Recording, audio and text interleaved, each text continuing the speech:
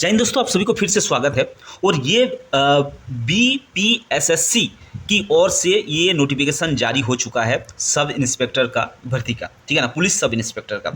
तो इसके अंदर पूरा का पूरा हम लोग डिटेल के साथ देखेंगे कि इसके अंदर क्या क्या रिक्वायरमेंट मांगा गया है, लंबाई कितना चाहिए, ऊंचाई कितना है, दौड़ कितना चाहिए, लॉन्ग जंप, हाई जंप, जो भी है इसके अंदर पूरा का पूरा डिटेल के साथ हम लोग क्या करेंगे, बात करेंगे। तो सबसे पहले मैं आप सभी को एक बात बता दूं, आप किस जिला से देख रहे हैं, आप एक बार कमेंट करके ज़रूर बताइएगा। पहले ये वीडियो अगर आपके लिए नहीं है तो आप अपने दोस्तों जो एलिजिबल है उसको ये वीडियो फॉरवर्ड कर दीजिए, क्योंकि काफ़ी सारा वैकेंसीज आया हुआ है। 1799 वैकेंसीज के साथ ये क्या हुआ है, ओपन हुआ है। तो इसका डिटेल के साथ हम लोग क्या करते हैं, बात करते हैं।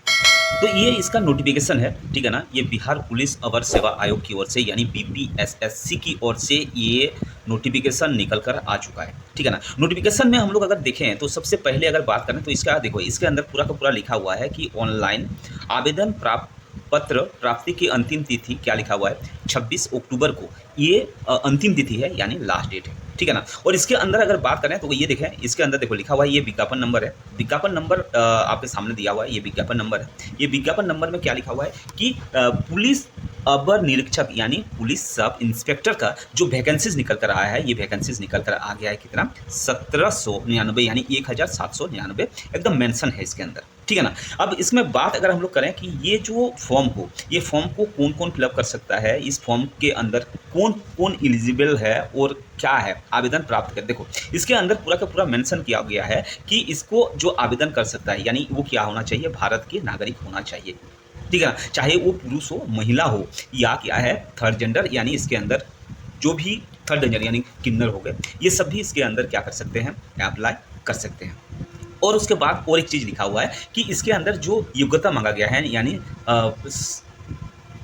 क्वालिफिकेशन जो मांगा गया है वो मांगा गया है क्या, कि आपका किसी भी विश्वविद्यालय से क्या होना चाहिए, स्नातक होना चाहिए यानी ग्रेजुएट होना चाहिए, ठीक है ना। अब बात अगर करें कि उम्र सीमा क्या होना चाहिए, उम्र सीमा का इसके अंदर डिटेल लिखा हुआ है कि 1 अगस्त 2025 तक उसको जो मिनिमम होना चाहिए यानी कम से कम न्यूनतम जो एज होना चाहिए वो कितना होना चाहिए, वो होना चाहिए 20 वर्ष।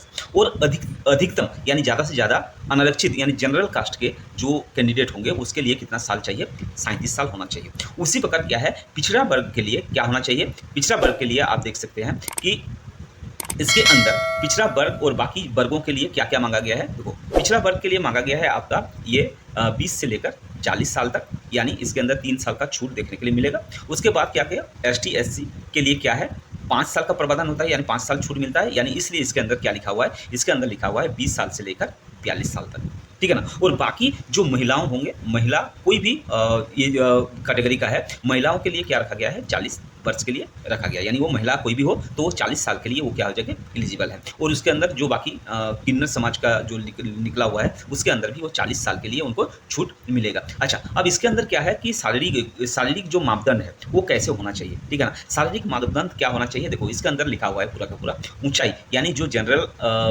कास्ट के होंगे उसके लिए ऊंचाई रखा गया है 165 सेंटीमीटर रखा गया है, हाइट उसका रखा गया है। और बाकी के लिए क्या 160, और महिलाओं के लिए यानी सभी वर्गों के महिलाओं के लिए इसके अंदर पूरा का पूरा मेंशन किया हुआ है, सभी वर्गों की महिलाओं के लिए क्या रखा गया है 155 यानी 155 सेंटीमीटर रखा गया है, ठीक है ना। और वही अगर बात हम लोग करें कि सीना कितना होना चाहिए, क्योंकि कोई भी फोर्स में आप जाएंगे तो सीना होना मांगता है, तो इसके अंदर जनरल कास्ट के लिए क्या लिखा हुआ है कि बिना फुला हुए, है ना, बिना फुला हुए कितना होना चाहिए 81 सेंटीमीटर होना चाहिए, और फुलाकर कितना होना चाहिए 86 सेंटीमीटर होना चाहिए। उसी प्रकार अगर हम लोग अनुसूचित जनजाति का देखें तो इसके अंदर कितना है 79 सेंटीमीटर मांगा गया है, और फुलाकर कितना मांगा गया है 84 सेंटीमीटर, ठीक है ना। 5 सेंटीमीटर क्या होता है कि फुलाने के बाद 5 सेंटीमीटर होना अनिवार्य है। उसी प्रकार महिलाओं के लिए आप जानते हैं, महिलाओं के लिए कोई सीने का माप नहीं होगी।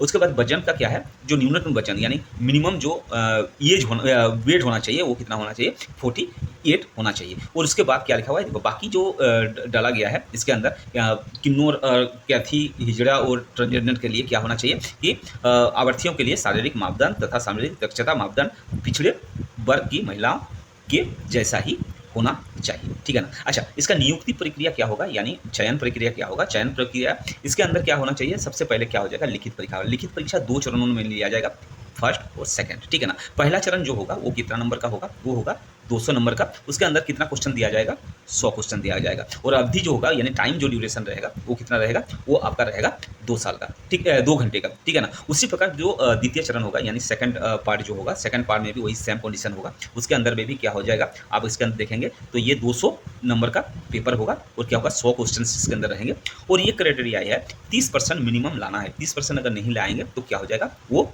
एलिजिबल नहीं होगा दूसरे पेपर के लिए। वो दूसरे पेपर में भी यही होगा, 30% कम से कम, 30% कम से कम लाना चाहिए, लेकिन इसके अंदर कंडीशन रहेगा ये मेरिट के हिसाब से क्या हो जाएगा, आपका चयन होगा, ठीक है ना। अब उसके बाद अगर बात करें कि ये दोनों में अगर आप सिलेक्शन हो जाते हैं, क्योंकि पहला चरण में क्या हो जाएगा कि 20 गुना जितना पोस्ट है उससे 20 गुना रखा जाएगा कैंडिडेट को। उसके बाद जो दूसरा पेपर होगा ना, दूसरे पेपर से क्या करा जाता है, दूसरे पेपर में जो होगा, दूसरे पेपर में 6 गुना रखा जाएगा, ठीक है ना। पहला वाला में कितना होता है, 20 गुना रखा जाता है जितना कैंडिडेट होगा, यानी 1799 इतना वैकेंसी निकला हुआ है, इसका 20 गुना रखा जाएगा। फर्स्ट पेपर में पास कराया जाएगा, सेकंड पेपर में आपको कितना करा जाएगा, जो भी है इसका 6 गुना, यानी 1799 इतना मल्टीप्लाई 6 होगा। अब इनमें से जो टोटल काउंटिंग होगा, यानी जितना कैंडिडेट बच जाएंगे उनका क्या हो जाएगा, उनका फिजिकल टेस्ट होगा, ठीक है ना। उसके बाद क्या होगा, फिजिकल टेस्ट होगा। फिजिकल टेस्ट में क्या लिखा हुआ है कि सबसे पहले क्या हो जाएगा, आप फिजिकल टेस्ट अगर हम लोग देखें तो फिजिकल टेस्ट में सबसे पहले क्या करेगा, आपका दौड़, ठीक है ना, होगा। क्या होगा, जनरल के लिए क्या लिखा हुआ है कि ये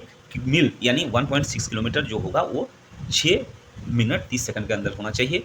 ये सफल घोषित किया जाएगा, लेकिन इसके अंदर क्या होना चाहिए, जो जितना कम में आएगा उसी हिसाब से उसको क्या किया जाएगा, मेरिट लिस्ट उसका निकाला जाएगा। सेम कंडीशन क्या है महिलाओं के लिए, ये किलोमीटर का है 6 मिनट के में। ऊंची कूद का बात अगर करें, ऊंची कूद इसके अंदर रखा गया है, उसके बाद लंबी कूद रखा गया है, गोला फेंक रखा गया है। तो इसके अंदर क्या क्या दिया हुआ है, तो सबसे पहले देखो, अगर ऊंची कूद का बात करें, क्या है 4 फीट का ऊंची होना चाहिए, ठीक है ना, 4 फीट होना चाहिए। और महिलाओं के लिए कितना होना चाहिए, महिलाओं के लिए 3 फीट होना चाहिए, ठीक है, 3 फीट, इसके 4 फीट। उसके बाद पुरुषों के लिए और महिलाओं के लिए कितना, 3 फीट। वही लंबी कूद का बात करें तो 12 फीट का लंबी कूद रखा गया है, और महिलाओं के लिए 9 फीट रखा गया है। गोला फेंक का बात करें तो ये 16 पाउंड का होगा, 16 पाउंड फेंकना पड़ेगा उसके पुरुषों के लिए। और वही अगर महिलाओं की बात करें तो महिलाओं के लिए रखा गया है 12 पाउंड का, ठीक है ना। इस प्रकार क्या हो जाएगा, आपका सिलेक्शन प्रोसेस रखा गया है, तो सिलेक्शन ये इस प्रकार होगा। आशा करता हूँ सारे के सारे डिटेल आपको समझ में आ गया होगा। अब नेक्स्ट जो वीडियो होगा, नेक्स्ट वीडियो में हम लोग बात करेंगे कि इसका जो पेपर होगा, यानी जो लिखित पेपर होगा, लिखित आई परीक्षा, उसके अंदर जो सिलेबस होगा, सिलेबस के बारे में हम लोग क्या करेंगे, नेक्स्ट वीडियो में हम लोग बात करेंगे। तो चैनल को सब्सक्राइब जरूर कर दीजिएगा नेक्स्ट वीडियो देखने के लिए। तब तक के लिए आप इसके लिए तैयारी करते रहिए, सोचते रहिए। धन्यवाद।